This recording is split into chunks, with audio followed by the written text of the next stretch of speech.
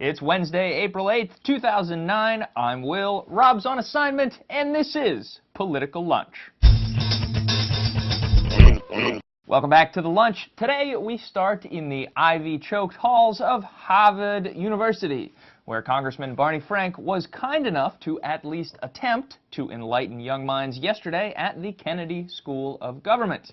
Well, it was all going pleasantly enough until the Q&A, when one student asked what responsibility Frank thought he himself had in the subprime mortgage mess and economic meltdown. It was, of course, a loaded question, and, well, if you know anything about Barney Frank, you know what happens next. You made an accusation that is wholly inaccurate. I didn't accuse you of anything. I'm asking how much responsibility, Sir, if any. If you can say none, that's fine.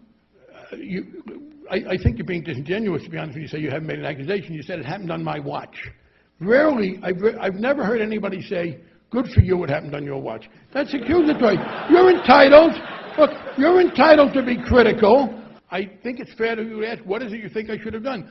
You said, well, I was critical of a stimulus bill a year later, but that didn't cause the subprime crisis. My criticism of the stimulus bill, you mean people say, oh my God, he's being critical, let's default. I mean, I don't understand. You're totally wrong on your facts. Congress did not vote to give AIG that money.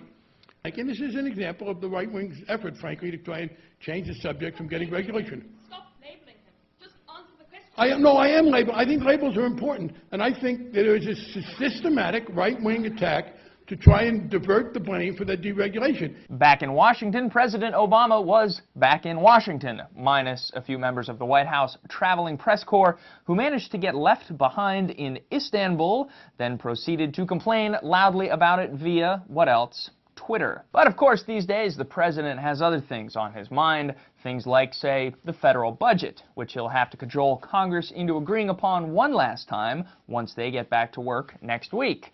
Also, this Cuba thing. Obama says he's planning to ease travel restrictions between the U.S. and Cuba for those with families still on the island. He also says he wants to make it easier for Cubans in the U.S. to send money back to their loved ones. Both of those things have been strictly verboten since the earliest days of the Castro administration back in, what was it, 1784. No, it was 1959.